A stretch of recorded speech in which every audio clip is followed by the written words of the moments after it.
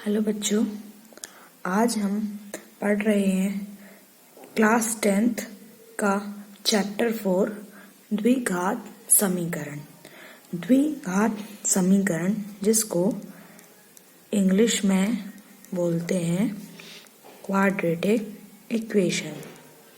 द्विघात समीकरण जिसको इंग्लिश में बोलते हैं क्वाड्रेटिक इक्वेशन।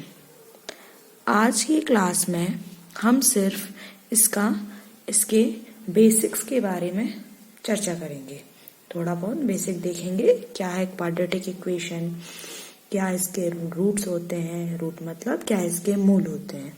तो क्वाड्रेटिक इक्वेशन द्विघात समीकरण वह होता है जिसमें चर की अधिकतम घात 2 होती है।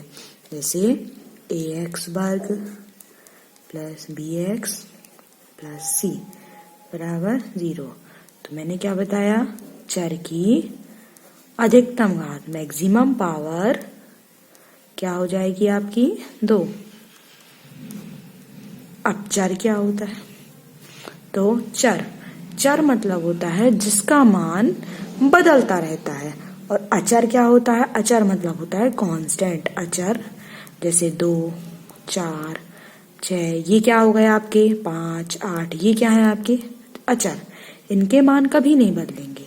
पर चर क्या है, चर होता है आपका x, y और भी जो भी संख्याएं आती हैं और भी जो भी अक्षर आते हैं x, y, z, ये सब क्या है आपके अचर। इनके मान बदलते रहते हैं।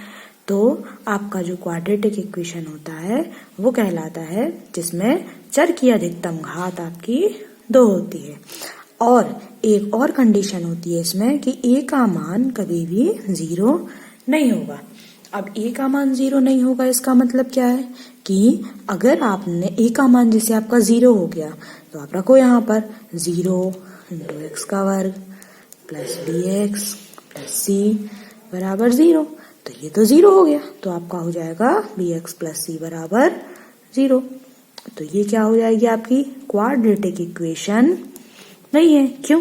क्योंकि इसमें चर की जो अधिकतम घात है वो क्या हो गई, 1 हो गई। बल्कि चर की अधिकतम घात हमें क्या चाहिए है, 2 चाहिए। इसीलिए ये आपकी कंडीशन होती है कि आपका a की जो वैल्यू है वो 0 नहीं होनी चाहिए। ठीक है, तो ये आपकी क्या कहलाती है, द्विघात समीकरण। तो ये कौन सा फॉर्म कहलाता है आपका, स्टैंडर्ड फॉर्म, आपका मानक रूप कहलाता है। ये मानक रूप क्या है, ax वर्ग प्लस bx प्लस c बराबर 0। ये आपका मानक रूप हो गया। अब इसमें आपको इसके होते हैं मूल मतलब जो इसके आप मान निकालोगे। जैसे आपने छोटी क्लासों में पढ़ा है मिडिल टर्म को स्प्लिट करना, बीच के पद को तोड़ना। जैसे आपको यह रहता था प्लस 4x प्लस 4 बराबर 0। इसका मान निकालिए। तो क्या करते थे हम इसमें बीच के पद को 2 भागों में बांटते थे। ये मिडिल टर्म स्प्लिट करते थे। x वर्ग प्लस यहाँ पर क्या हो जाएगा 2x प्लस 2x प्लस 2 × 2 हो गया 4 इक्वल्स टू 0। यहाँ से हमने x को कॉमन लिया तो ये हो जाएगा x प्लस 2, और यहाँ से हमने 2 को कॉमन लिया x प्लस 2 0। फिर x प्लस 2 इक्वल्स टू 0। ये आपकी मिडिल टर्म को स्प्लिट करने की होगी। अब लेकिन यदि आपका मिडिल टर्म स्प्लिट नहीं हो रहा है और आपको क्या निकालने हैं, मूल निकालने हैं, तब एक आपका सूत्र होता है जो आपको कक्षा 10वीं में आया है, श्रीधर